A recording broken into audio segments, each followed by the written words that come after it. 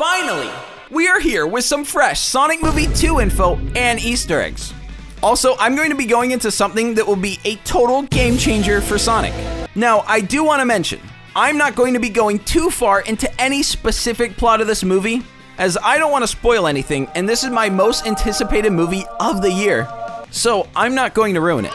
So now that that's out of the way, today we're going into everything new that we just got, how it relates to what we've seen so far, and how we could very well see Metal Sonic appear at the end of the movie, as well as news from the screenwriter, Pat Casey, talking about seeing a bunch of these classic Sonic zones show up in the movie. And I'll cover which are which, but it's really cool to see all these locations themed after classic Sonic levels. Then how that leads into the nearly confirmed fact of Super Sonic being involved in the movie. Plus, a new scene in the Sonic Movie 2 trailer that was cut for the new commercial they just aired a single time on TV. I'm not even kidding. This is going to be a huge video that will completely blow open Sonic Movie 2. So let's not waste any more time. Oh, but quickly, let's hear a word from Jaden in an alternate universe where I'm a human. Wow, it's Raccoon Man in his human form. It's been a while since you've seen me. I was tired of the long hair and I cut it myself. This side, okay. This side, oh no. I don't think I'm going to pass cosmetology school. But that's besides the point. This video is sponsored by Magic Spoon. Do you like eating? Of course you do. Look at yourself. Aww. But here's the thing. That cereal you grew up chomping on, it's bad for you. It will game end you. For real. But you know what isn't bad for you? Magic Spoon cereal. Magic Spoon cereals have 0 grams of sugar, 13 to 14 grams of protein, and only 4 net grams of carbs in each serving. Only 140 calories per serving. They're also keto-friendly, gluten-free, grain-free, soy-free, and low-carb. And boy howdy do I love it. My favorite flavor is peanut butter because I'm a literal raccoon. Click the link below to get some Magic Spoon cereal to help you accomplish your goals in the new year. Grab a variety pack and try it today. Be sure to use promo code SONIC at checkout for $5 off, or go to magicspoon.com/Sonic. And Magic Spoon is so alpha and confident in its product that it has a 100% happiness guarantee. So if you don't like it for any reason, they'll refund your money, no questions asked. So click the link below and use code SONIC for $5 off, or go to magicspoon.com/Sonic and you'll save $5. Oh, also I forgot to say it, but subscribe! Tails channel is in our sights and I am thirsty. My vision is nothing but red, just like Playboy Cardi. So quickly subscribe and bell, all notifications on, so you don't miss out on the #1 source of all Sonic news and aren't 8 months behind when I'm looking at whatever Sonic news and info we got. So there's clearly a lot to get into, with the most exciting being Metal Sonic. But first, let's look at what we've recently seen. So there's a new commercial spot for Sonic Movie 2 that dropped, and there isn't much to cover in this, but still a couple interesting new pieces of info. So the new commercial is mostly the same, but there's just one new scene that wasn't in it before, and it's more confusing than ever. So we see Robotnik, but he has like a finger lighter thing. And at first I thought it was actually a finger gun, but you see a very visible short flame that looks like a Bic lighter coming out of it. I've seen some of the community report this as a gun, and while it's a possibility, it seems unlikely. Come on guys, take a closer look. Also, a gun seems a little too adult for a kid's film, and plus, it literally has the short flame just like a lighter would. I'm not certain yet, as the trope of blowing out smoke is a gun thing, but with the fire before, I don't know. I can't imagine much practicality in the movie itself either way. However, it does make me wonder if this is them introducing the robot part of Robotnik. It would for sure be interesting to have him adding these robot parts to himself and his arsenal. Kind of like an antagonist Inspector Gadget. So you want to do some reviews, Inspector Gadget? In a sequentially ranked hierarchy based on level of critical importance, the disparity between us is too vast to quantify. All right, well, Inspector Gadget's gonna do the review. Nobody cares! Nobody cares. If he gets injured and replaces parts of himself with like robot body parts, wouldn't that be like actually intimidating? Also, before I get into the zones, I want to quickly mention and show that Sonic was at the Nickelodeon NFL game. I'm going to mostly move right past this because there isn't much. However, Sonic did a heart symbol with his hands, and Tails did the Korean heart symbol too. How nice. A quick aside is that a lot of people are wondering, why Nick? And even thinking this is some collab, but shockingly to me, I'm surprised you guys aren't figuring this out. Paramount is owned by Viacom, and so is Nickelodeon. So they're actually under the same parent company. I also have a theory that they're going to bring Movie Sonic, that one in particular, over into that Nick Smash Bros. Game, Nickelodeon All-Stars Brawl. I mean, they own all the rights and would likely only need Sega's approval, and Sega has shown that they are in all-out collaboration mode, so this is very possible. But that's just my theory, nothing new to add there, so I'll just move on to what we actually care about. Now, I'm gonna go into all the zones we'll be seeing in the movie. So, in an interview with Pat Casey, screenwriter for the film, I'll play the clip, but he was interviewing some honestly cute kid who had questions regarding Supersonic and Mushroom Hill Zone. Now, warning, like I said, the person asking him questions is an actual child, so be patient. It's an honestly cute clip, and I showed it to my fiance, and she adored it. Plus, you know, Sonic info too, right? So, without any ado, let's play the clip.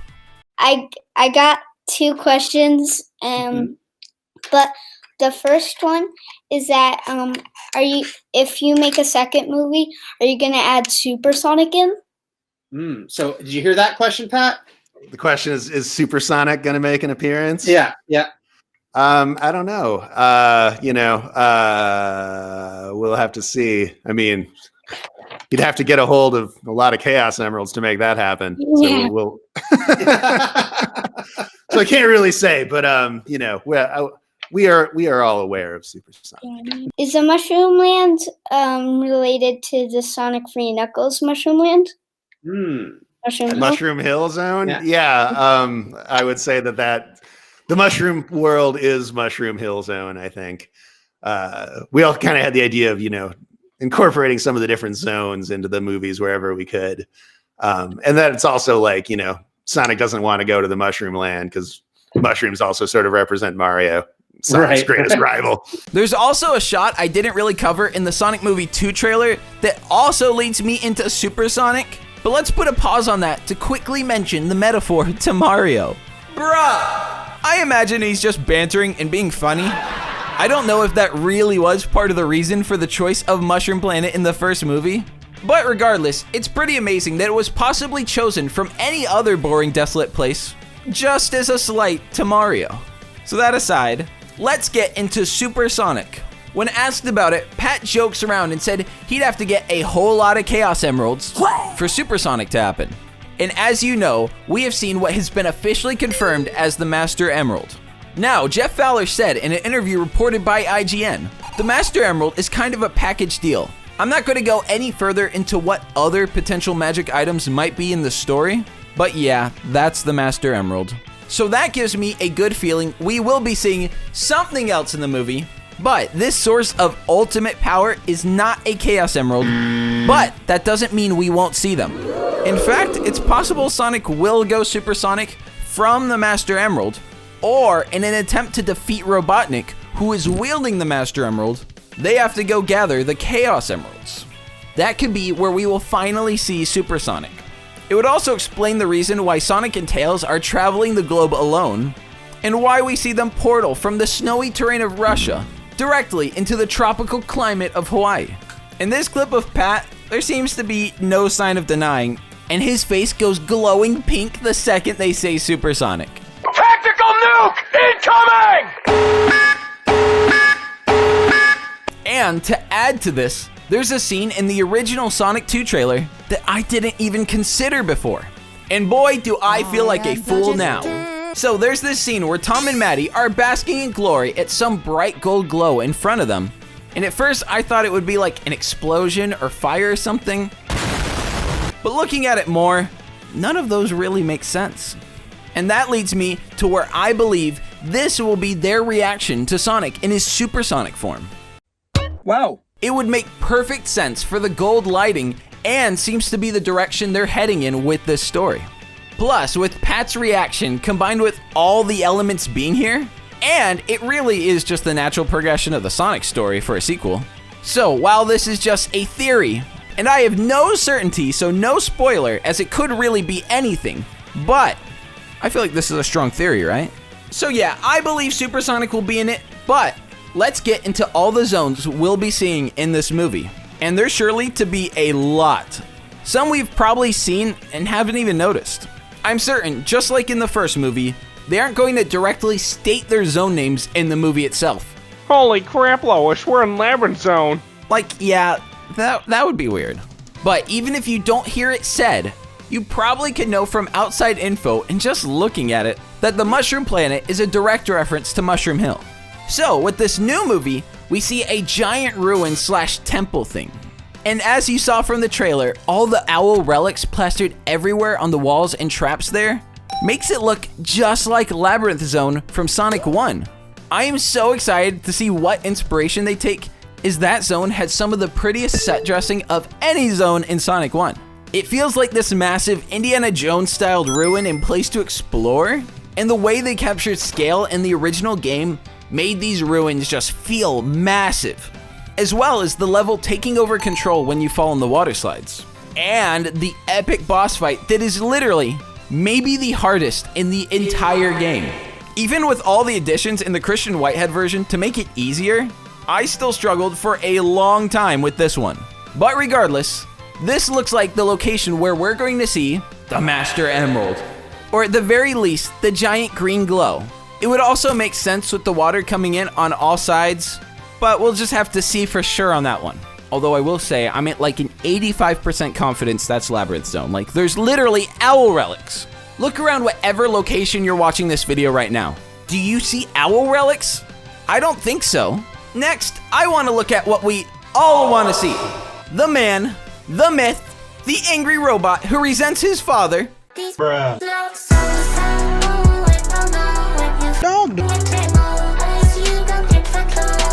So, I have a theory that I've even been seeing people add onto in the comments, and I think will be an absolute jaw-dropper to see in theaters. And that's a very well-cited theory that we will see Metal Sonic at the very end of this movie.